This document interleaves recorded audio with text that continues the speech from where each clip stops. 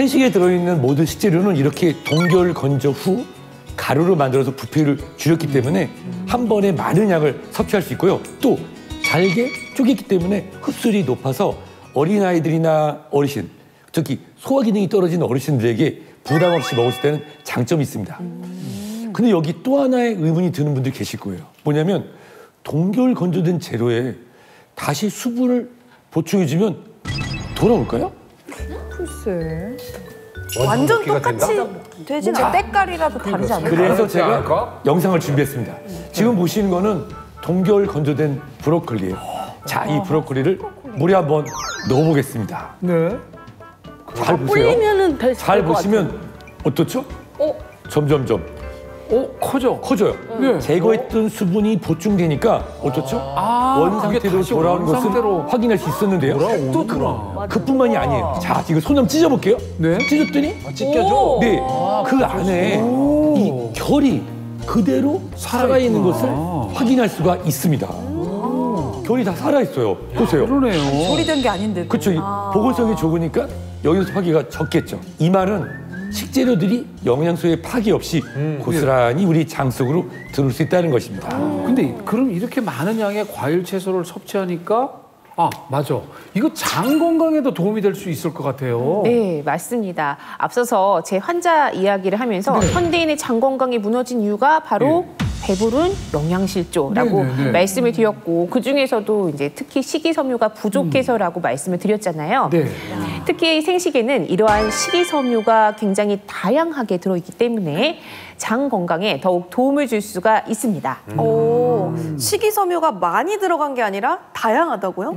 그럼 뭐 비타민 A, B, C처럼 식이섬유도 종류가 있다는 건가요? 네, 맞습니다. 이 식이섬유는요, 크게 수용성 식이섬유 그리고 불용성 식이섬유 이렇게 나뉘게 됩니다.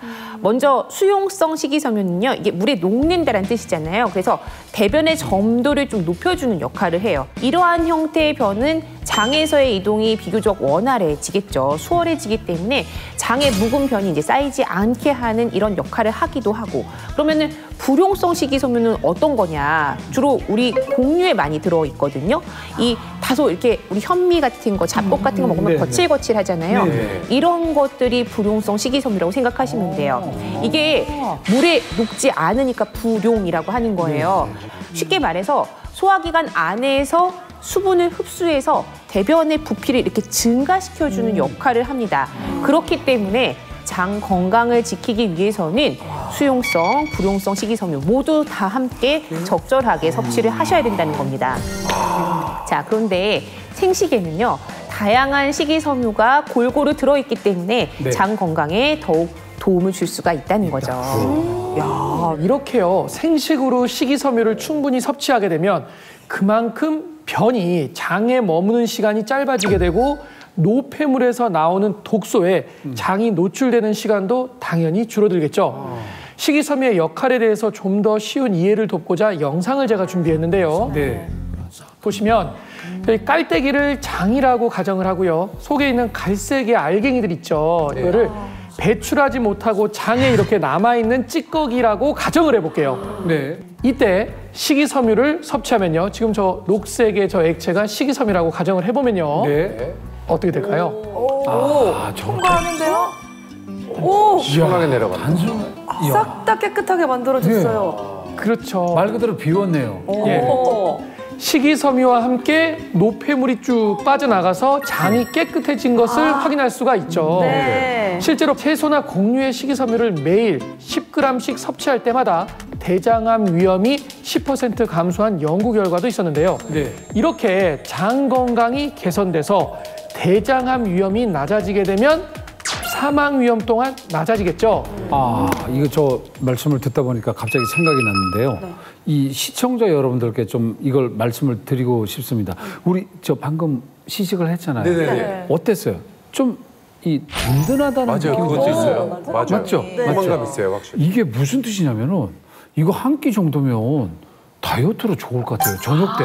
밥 대신에? 네, 밥 대신에. 맞아요. 좀 맞아요. 그런 것 같지 않아요? 네, 제가 다이어트 할 때 음식 대신 차나 물을 좀 많이 마셨는데요. 근데 그것만으로는 이제 배고픔이 달래지지가 않더라고요. 그래서 한 번 이제 폭식할 때 많이 먹을 때가 있었어요. 네, 근데 그런데 이제 생식은 포만감이 있어서 한 끼 식사 대용으로도 좋고요. 이제 꾸준히 먹으니까 체중 감량에도 도움이 되더라고요. 네, 맞습니다. 사실 날씨가 따뜻해지니까 옷차림은 가벼워지고 옷차림이 가벼워지니까 숨기고 싶은 것들이 자꾸 드러나잖아요.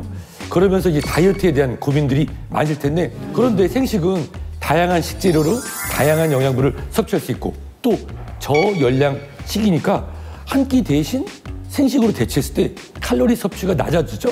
거기에 따른 체중 감량을 기대할 수 있습니다. 그리고 이 생식을 먹었을 때 변화도 있는데요. 네. 과체중인 여성인 40분을 대상으로 8주간 생식을 섭취하게 했더니 체중이 약 4.6% 감소했고 체지방률은 6.1%, 체지방량은 무려 약 10.2% 감소한 것을 확인할 수 있었다고 합니다. 근데 아까 선생님께서 비만해지면 대장암에 걸릴 확률도 높아질 수 있다고 하셨잖아요. 그럼 이렇게 생식이 다이어트에 도움이 된다면 반대로 대장암 예방에도 도움이 될 수 있겠네요? 네, 맞습니다. 생식을 섭취하면은 이게 염증을 억제하면서 대장암 예방에도 또 도움을 줄 수가 있습니다. 자, 앞에 보시는 사진은요. 네. 이게 정상적인 쥐의 대장 단면입니다. 자, 사방으로 뻗어 있는 흰색 줄기들 보이시죠? 이게 이제 점막의 주름이에요. 이게 이런 주름이 많아야지 표면적이 넓어지면서 이게 장으로 들어온 음식물의 영양소를 잘 흡수가 되게 되는 거죠. 그리고 줄기들 주변에 보면은 하얀색 알갱이 같은 거 점점점점 있는 거 보이시죠? 이건 뭐냐면은 이 장 점막이라고 하는 건 점액으로 덮여 있다는 뜻이거든요. 이 점액이 분비가 되는 게 바로 저 하얀 알갱이, 우리 배상세포, 가블레셀이라고 합니다. 자, 다음으로 보실 사진은요. 쥐한테 고지방식이를 막 먹였어요. 그렇게 되면 어떻게 되느냐? 염증이 유발이 되죠. 이렇게 염증이 유발된 대장의 단면입니다.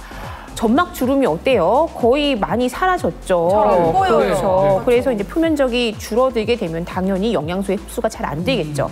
그리고 흰색 알갱이, 아까 전에 배상세포라고 했는데 이것도 지금 다 없어져 버렸어요.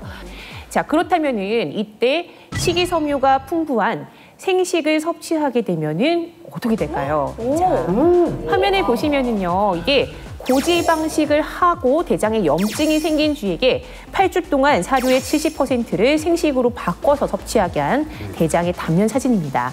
자, 염증으로 인해서 두꺼워졌던 대장 점막이 정상으로 돌아왔고 또 배상세포, 아까 전에 흰색 알갱이 이것도 보면은 확실히 많아졌죠.